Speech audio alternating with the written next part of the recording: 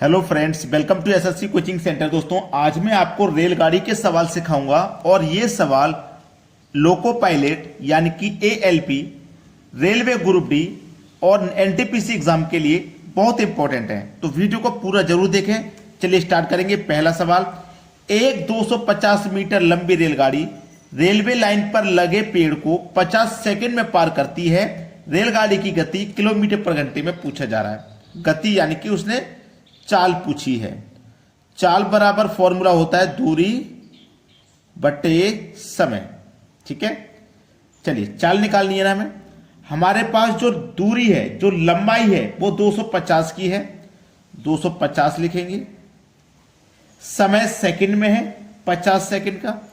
अब एक बात याद रखें, उसने तो हमसे गति किलोमीटर पर घंटे में पूछी है और चाल हमारी किस में निकल के आएगी?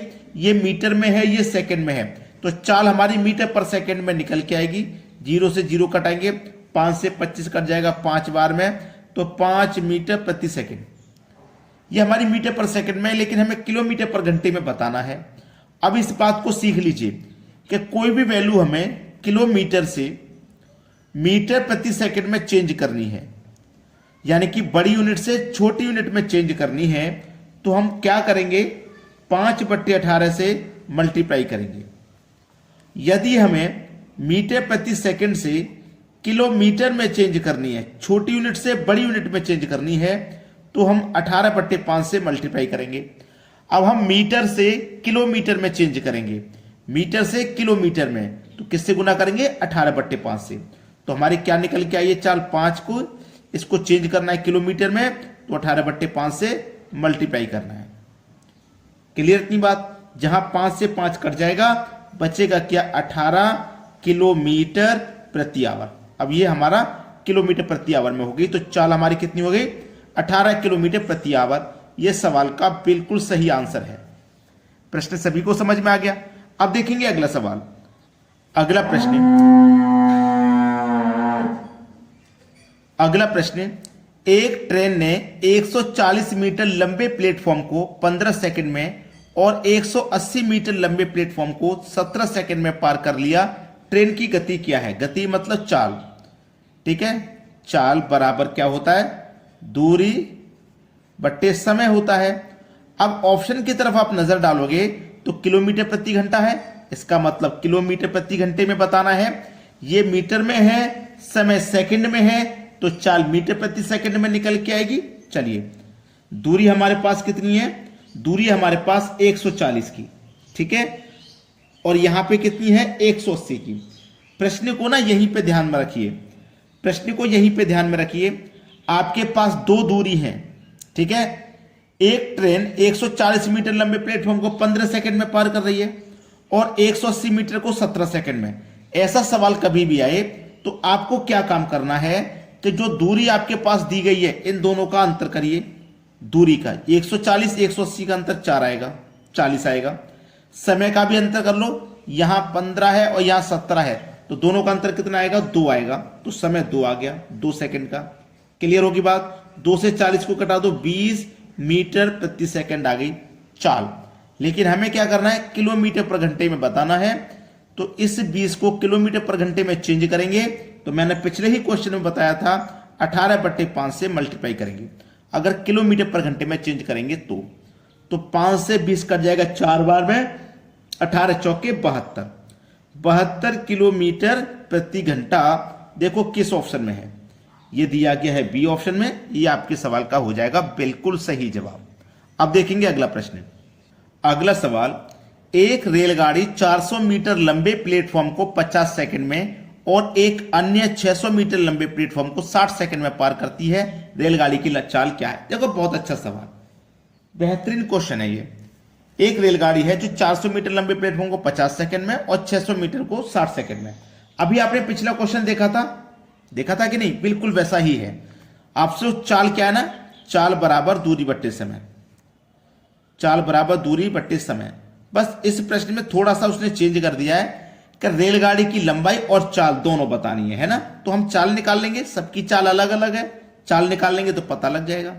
चलिए, हमने क्या बताया था? ऐसा क्वेश्चन रहे तो जो यहां पे चाल हैं, जो दूरियां हैं, 400 और 600 का अंतर करिए, कितना आ जाएगा 200।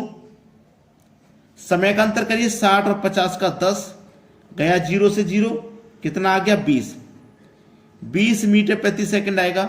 लेकिन हम किलोमीटर पर घंटे में चेंज करेंगे 20 को, तो कितने से मल्टीप्लाई करेंगे, 18/5 से मल्टीप्लाई करेंगे। 5 चौक को 20, 18 चौक 72, तो 72 किलोमीटर प्रति आवर। अब ये देखिए 72 किलोमीटर एक ही ऑप्शन में है, अगर दो ऑप्शन में होता तो हम उसकी मीटर यानी कि लंबाई भी निकालते, लेकिन जरूरत नहीं है, एक ही ऑप्शन में है 72, तो इसका मतलब लंबाई कितनी हो जाएगी 600 मीटर की, चाल हो जाएगी 72 की। पहला ऑप्शन हमारे सवाल का बिल्कुल सही आंसर है। अब देखते हैं अगला सवाल। अगला प्रश्न है, एक रेलगाड़ी की चाल 25 किलोमीटर प्रति घंटा है, वह 500 मीटर दूरी तय करने में कितना समय लेगी। समय पूछ रहा है, समय बराबर दूरी बट्टे चाल होता है, ठीक है, समय बराबर दूरी बट्टे चाल। दूरी है 500 की, ठीक है, और चाल कितनी है 25 किलोमीटर पर घंटा। अब एक चीज क्लियर कर लीजिए, चाल हमारे पास किलोमीटर में है, जबकि हमारे पास जो दूरी है वो मीटर में, तो चाल हमारी किलोमीटर से मीटर पर सेकंड में होनी चाहिए।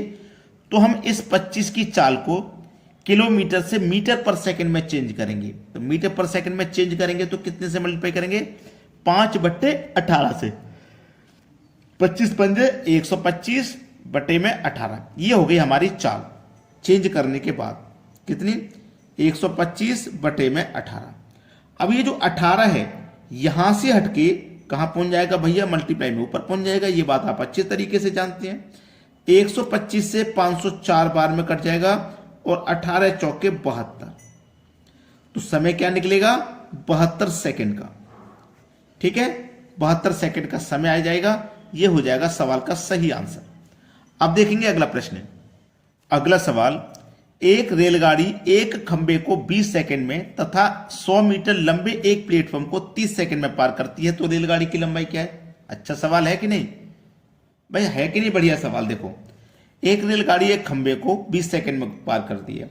भाई जो खंबा है उसकी कोई दूरी तो होती नहीं है, खंबे की कोई दूरी होती है क्या, बिल्कुल दूरी नहीं होती खंबे की, तो ठीक है, खंबे को 20 सेकंड में और 100 मीटर लंबे प्लेटफॉर्म को 30 सेकंड में पार कर रही है। तो अगर मैं दूरियों का अंतर करूं तो ये खंबे की और इसकी 100 की दूरी का अंतर करूं तो अंतर कितना आ जाएगा, 100 ही आ जाएगा। और समय का अंतर करूं 30 का और 20 का, तो अंतर यहां पे 10 आ जाएगा। 0 से 0 गया, कितना आ गया निकल के 10 आ गया। आ गया कि नहीं आ गया, 10 आ गया।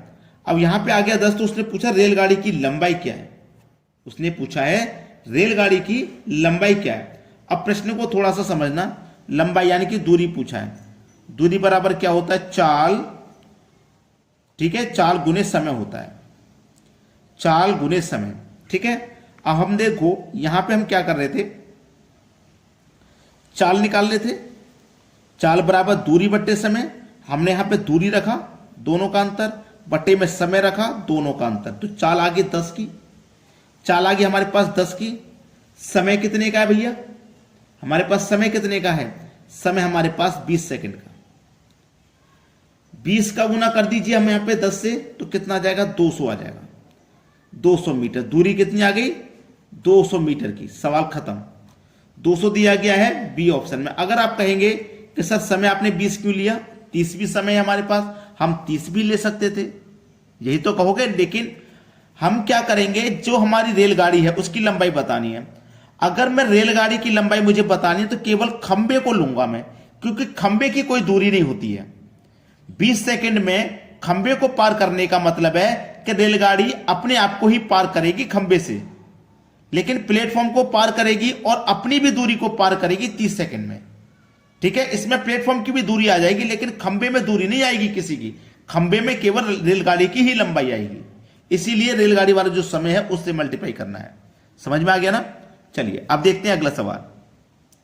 अगला प्रश्न है, एक रेलगाड़ी बिना रुके 70 किलोमीटर पर घंटे की औसत गति से और रुकने के साथ 56 किलोमीटर पर घंटे की औसत गति से चलती है। रेलगाड़ी औसतन प्रति घंटा कितने मिनट रुकती है। बड़ा ही अच्छा सवाल, ऐसा सवाल कभी भी आए तो बड़ा ही ध्यान से करना, दोनों का अंतर कर देना, ठीक है। बिना रुके 70 है और रुकेगी तो 56 है, दोनों का अंतर कर दो 14 आके। बटे में पहले वाली चाल रख दीजिए जो कि 70 है।